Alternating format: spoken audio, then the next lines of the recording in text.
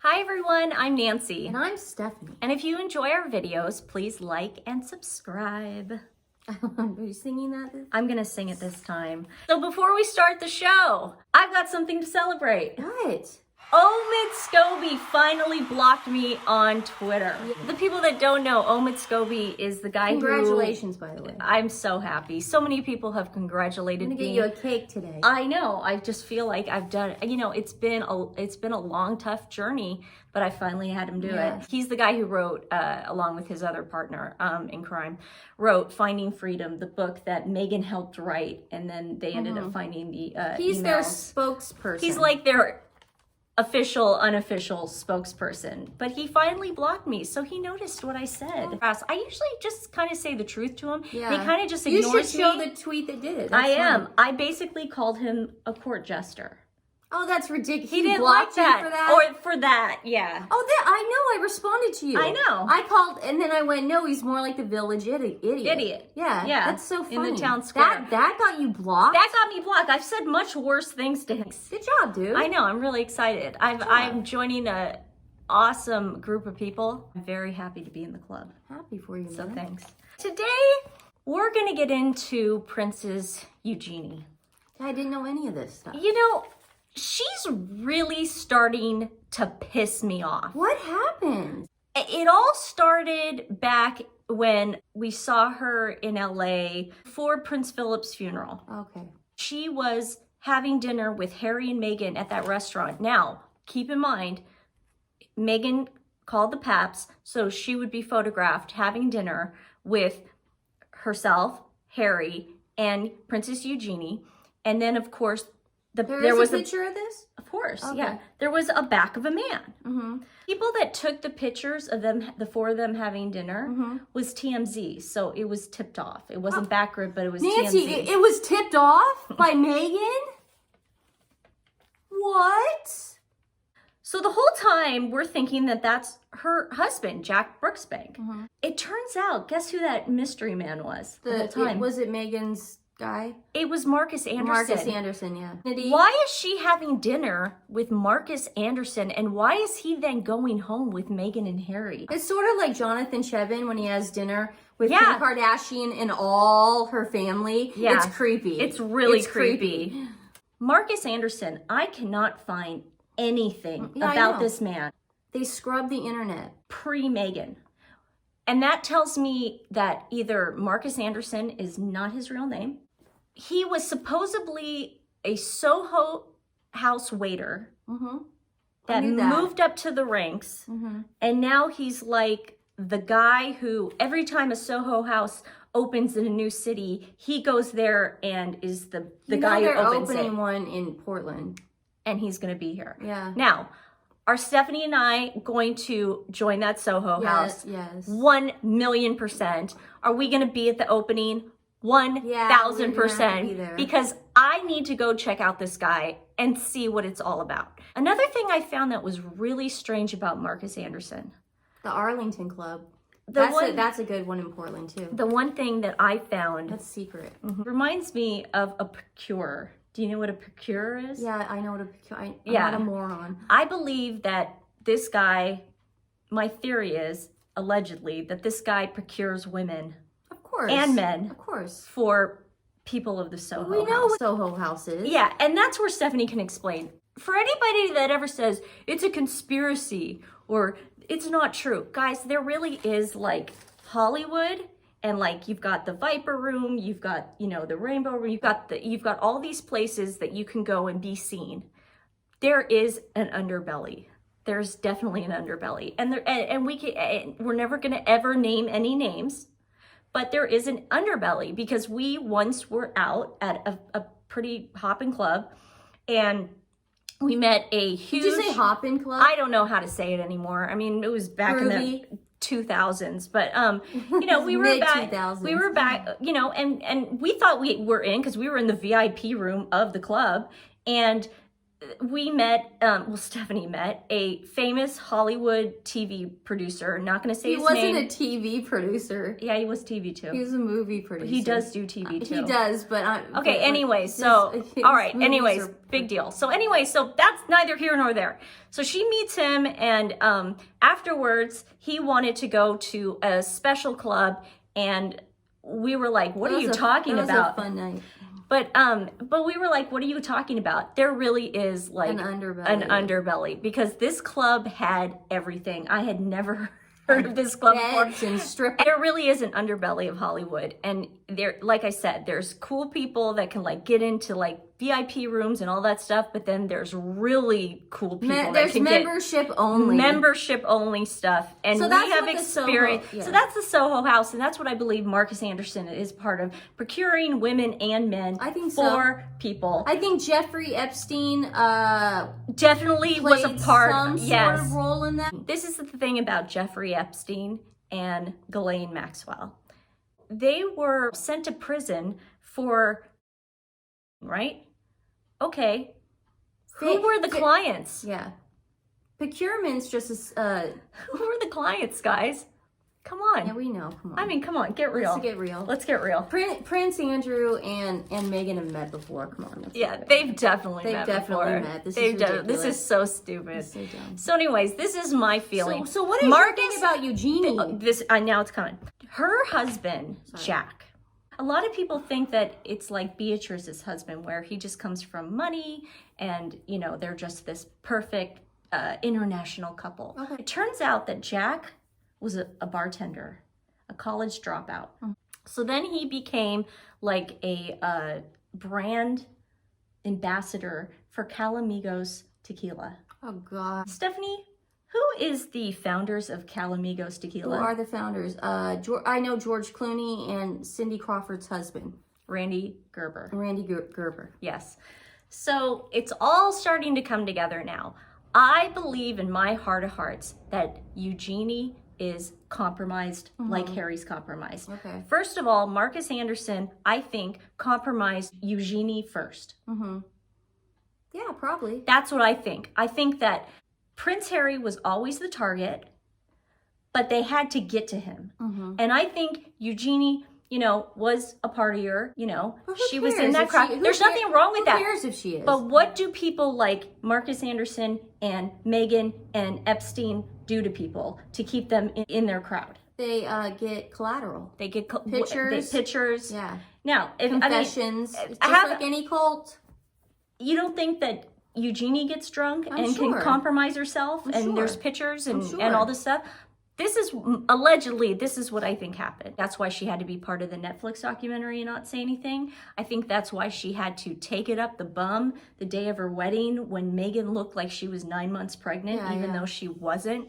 You think that they're in on this? I don't think they're in on it, but I think she's definitely compromised. Another thing that I found was a month after Eugenie gave birth to their son, August, Jack was on a yacht with a woman who was topless. Now, there's nothing wrong with a woman being topless on a boat, because, I mean, if you're European, I mean, we all do it. So they're in Capri, and he's there for Calamigos tequila as their brand ambassador a month after the baby's born. Yeah. And he's hanging out, and he's not only like hanging out with these women, he's touching these women, he's drinking, he's doing all this stuff. So there's something going on here, don't you think? Listen, Jeffrey Epstein's not dead. We could have a whole new episode about that. Allegedly. Okay, Jeffrey allegedly. I don't believe. I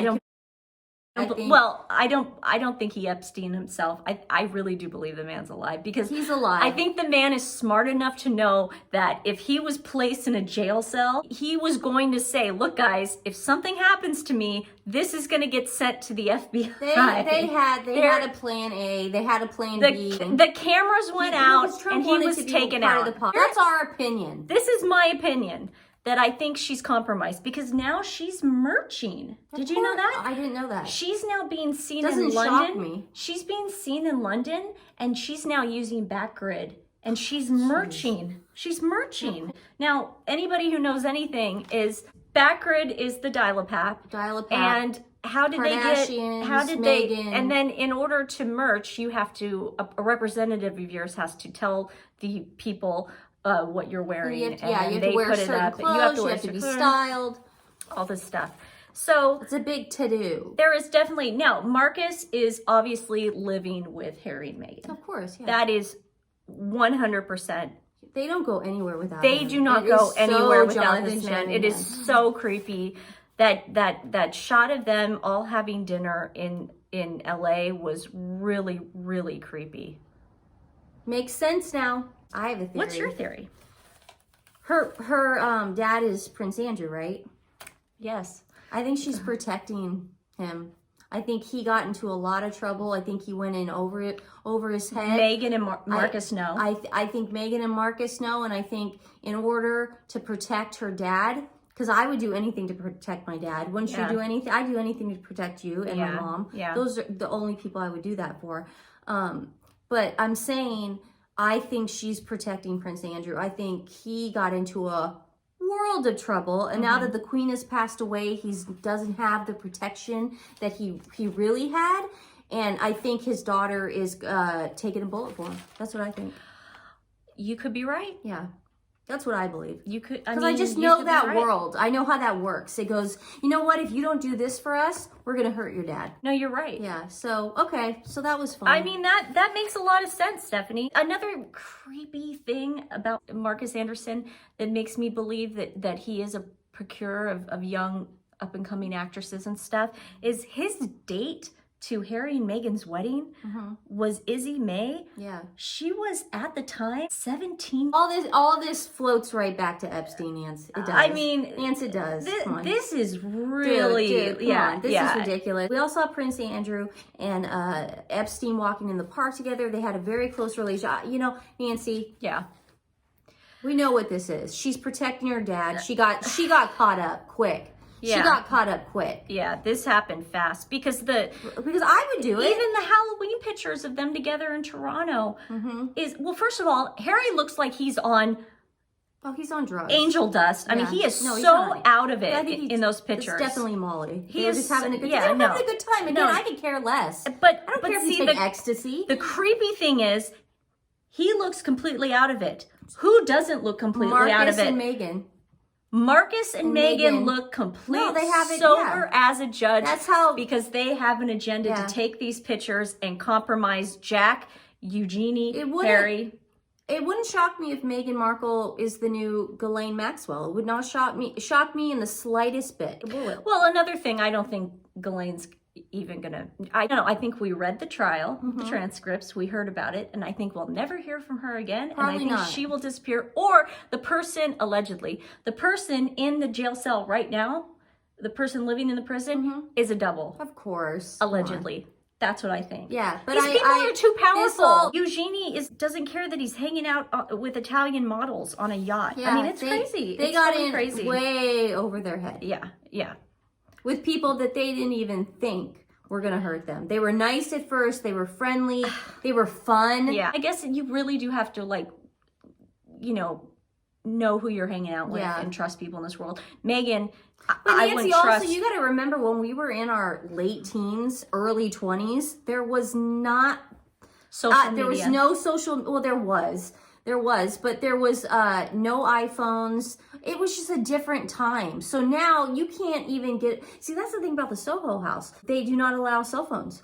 They have that photo booth. Yeah, they have the photo booth. They confiscate your iPhone on the way in. Yeah. So it's almost like going back to 2001, 2002. Well, it's like that with, and I never had a problem with this, but when I would go to Chateau Marmont, they would tell you. I was very, if you still like that. Well, it's obviously, like that. I never took pictures to begin with when I would go into clubs, but if you can't do certain things in certain places. So that's that. Somebody told everybody on Twitter to type in "sick of the" and see what comes up. Was it Sussex? Sick of Sussexes came up, but so everybody from all the different countries started posting it. Obviously, it happened in America. I tried it first, but it was happening in Switzerland, in Ghana, in Indonesia, If this is happening, Guatemala. why do we keep doing video on these weirdos? But what was great is they really, Canada, obviously, but they really thought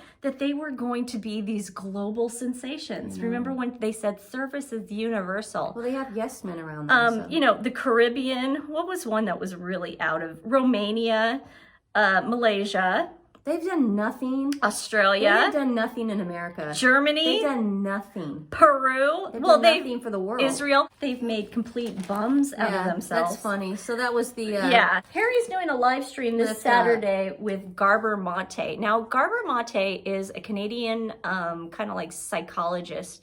And I actually am a huge fan of his son, Aaron Mate. He's an investigative journalist. The problem with Dr. Mate and Harry is Dr. Mate likes to blame trauma and things like drug abuse and alcoholism on other people. He never lets his patients or himself take accountability for things you do now. He's saying everything that happened to you in the past is their fault. But Nancy, I've been to therapists and they say that. I don't necessarily. But see, you and I can disagree. It's okay. Okay, but at some point, Harry needs to take some responsibility. Take some responsibility for his actions now. No, of course, absolutely. That's what that's what Dr. Mate. But I do believe that trauma from the past does bring on anxiety, insomnia, depression. Absolutely. I agree with you, but he the way he wants to fix it is not the best way for Harry. This is all going down the Better Up cult movement. Well, what's great about it too is they're charging. You have to buy the book Spare. Oh, jeez. And